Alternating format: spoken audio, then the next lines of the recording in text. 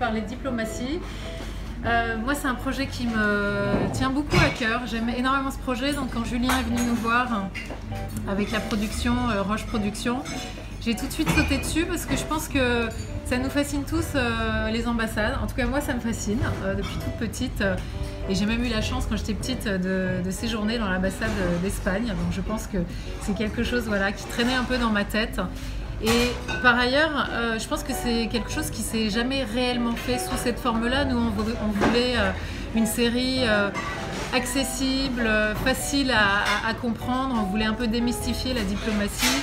On est sur le terrain, on voit des hommes, on voit des équipes, on sort des ambassades, on voit qu'il y a des petites et des grandes ambassades, des petites et de grandes équipes. Il y a 162 ambassades dans le monde, donc vous imaginez bien, il y a des tas de choses différentes, il y en a des plus ou moins prestigieuses.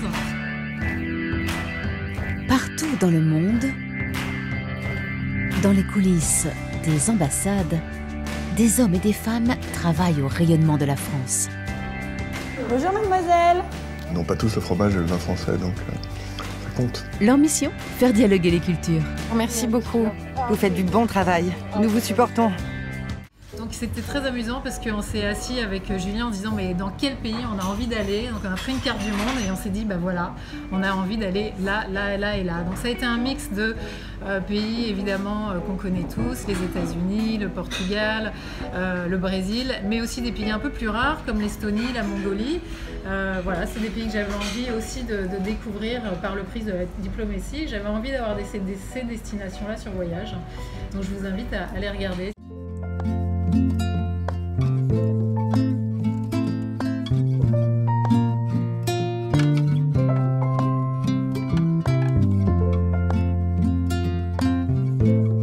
C'est avant tout un projet de voyage intelligent mêlé de cartes postales. Clairement, on n'est pas dans les coulisses de problématiques géopolitiques internationales, de scandales, de révélations. On est sur du feel good, vraiment très important pour nous. On a juste à faire un petit test très simple. Vous demandez autour de vous combien on a d'ambassades de France à l'étranger. Troisième réseau mondial. Voilà, et je pense que très peu de gens le savent. Demandez quelle est la différence entre un consul honoraire et un consul général. Encore très peu de gens pourront vous répondre. Et je trouvais ça assez intéressant de savoir ce que faisaient nos 10 000 diplomates à l'étranger en France et nos 162 ambassades.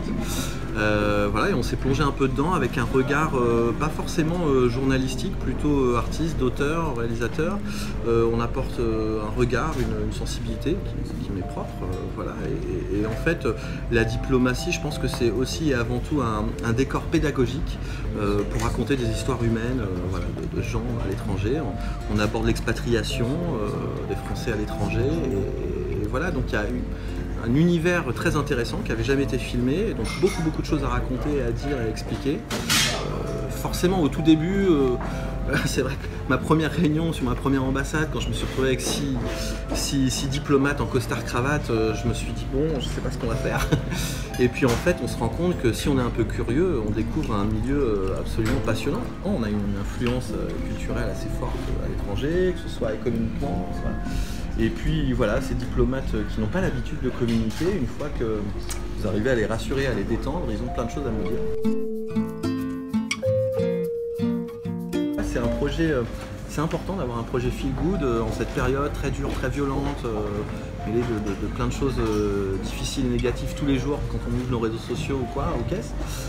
Et là, vous allez ouvrir la télé et avoir des choses intéressantes, passionnantes, mais en même temps, encore une fois, feel good. Et je trouve que c'était important de jouer comme ça, encore plus sur Voyage.